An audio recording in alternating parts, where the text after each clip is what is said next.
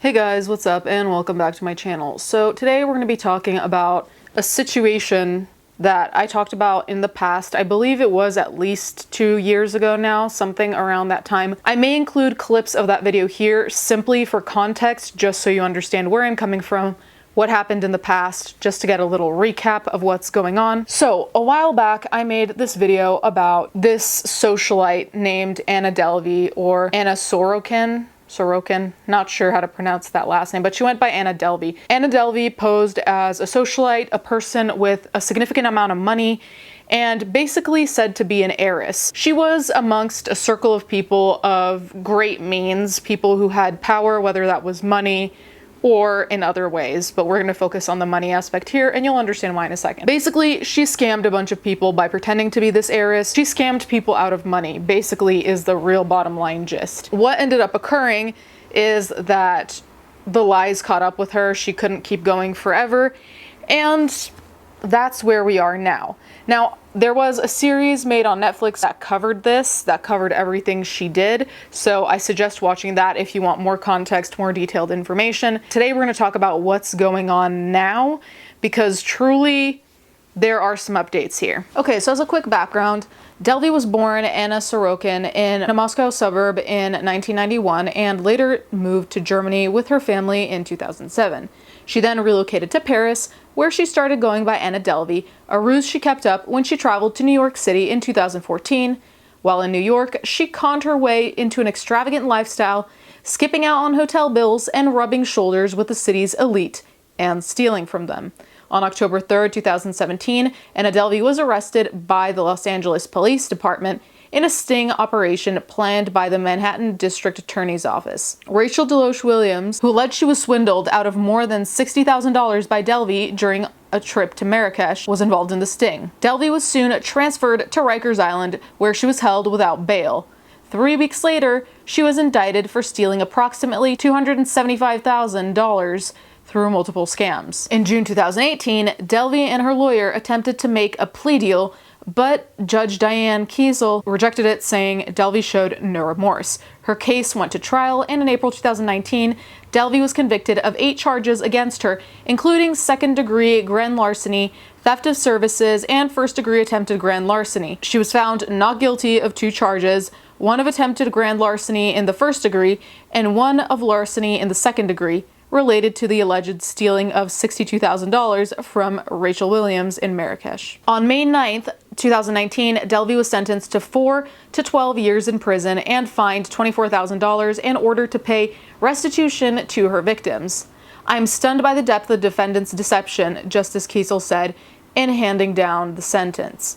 She added that Delvey was blinded by the glitter and glamour of New York City. So I know this is a lot, but this is basically what you need to know in order to judge the situation for yourselves, make up your own minds about what you think about this. This to me has always hit like a movie plot because it just seems so surreal that someone would get away with it for a relatively significant amount of time, and that someone would have that kind of audacity, shall we say, to really go with this ruse, to pretend to be an entirely different person, to have an entirely different background, all of these things. The more I think about this case, the more I have questions about even just the logistics of it, in the sense of, yeah, we can all lie, of course, but it's a different thing to lie on this type of scale, you know, because I also feel like there's so much detail that you need to keep account of, and also you basically are inventing a new person, so even though you keep some of your traits, even though you might say some half-truths here and there, it's just like remembering what you told each individual person about what you do, where you live, with who your parents are, why you're here.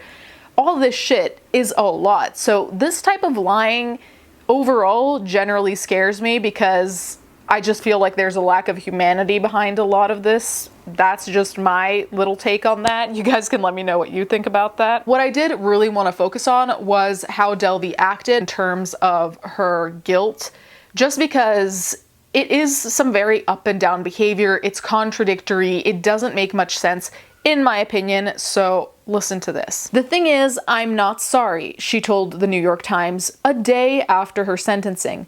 "I'd be lying to you and everyone else, and to myself, if I said I was sorry for anything. I regret the way I went about certain things." This hits me as kind of like a statement, like you're saying something to say something, but you're not really saying anything. Because sure, you're saying that you don't feel guilty for any of this, but then you're saying that you regret how you went about things. And it's like, okay, did you want to scam and commit fraud? Is there another way you'd want to go about certain things? I just don't understand, because this isn't one of those cases where if you change a couple of details, then you can understand, then the situation would be completely different. It's like, you lied about all of this, about your general personhood, about your background.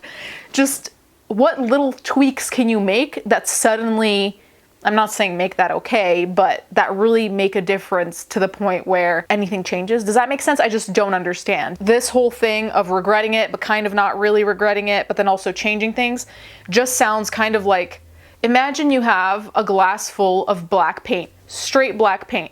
If you put a drop of white in it and you stir it, the black might be a slightly less black, maybe, but it's still gonna be black. So it's like, you're not changing the essence of the whole thing. You're saying you wanna change a detail, but if the essence is still the same, changing this detail doesn't do anything. That's why I find this a non-statement. So Delvey was being held because she was still in the States after her visa expired. She was held since March 2021, so it's been a while. And basically they were just waiting for her immigration case to go through. So the reason why I was really interested in making this video is because of this flip-flopping. So basically she said she didn't regret what she did and she wasn't sorry, but she would have changed some details, right? So in another article, she says something completely different, and I don't really know how to reconcile those two things. She's now trying to prove people wrong and change the image she's earned as a callous scammer who took advantage of others for her own benefit. I feel like I deserve a second chance. It was my mistake that I made, and I've served my time. And I feel like I should deserve a second opportunity, she said. So then, on top of that, today, Sorokin/Delvey said she absolutely has regrets about her actions, telling Tapper, I feel so sorry for whatever choices I've made, but I also feel like I've learned so much and like I grew as a person. Sorokin/Delvey said she already apologized for her actions in court, but then when Tapper pressed her about whether she'd reached out to anyone individually to apologize, she said she hadn't because she had been acquitted in court of scamming her friend and, quote unquote, everybody else is a financial institution. We don't know what happens behind closed doors, who she apologized to, who she's made amends with. We don't know any of that. I personally, just based on this behavior, which I find sketchy, but I think that kind of goes without saying here because there seems to be no level of consistency, just up, down, yes, no, maybe. The tone I read here is somewhat aggressive, which is understandable. I'm not on her side by any means here, but I feel like once you get a certain number of questions, especially if it's the same questions over and over, at one point you're probably going to be like, okay, stop fucking asking. Like, I've answered this before, enough. Considering that, I can understand a level of frustration, but a lot of these answers just seem like really pissed off at the world. It doesn't really help your case if you're trying to prove that you're innocent and not this bad person you've been painted out to be by Netflix, so on and so forth. I don't know what to make of that. I can't really tell if there's regret here or not. My inclination is to say no. So a really interesting thing here is that Delvey claims that she never wanted to be famous, which again is something I don't particularly believe simply because of how this occurred. I don't know how that works in the sense of maybe she didn't want to be entirely famous, like the world knows about her, she's on newspapers, whatever. But if you are going to join some kind of elite socialite group, by definition, people are going to know your name. Like, that's kind of the whole point. It's power in being known. Of course, there's the money aspect, duh.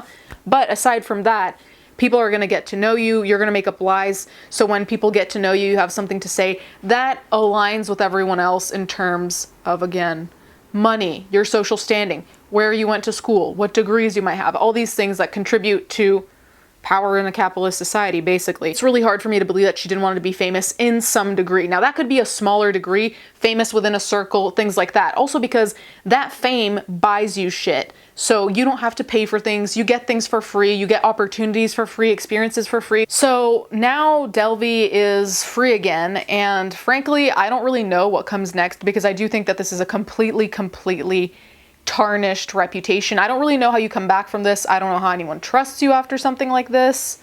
Obviously, she didn't fucking kill someone, so she's not the worst person in the world, obviously. But it is interesting because it feels like such a movie plot that you almost don't really know how to react. It sounds made up. You guys can let me know what you think in the comments down below. Thank you guys so much for watching. Thank you to my patrons as always, and I'll catch you guys next time.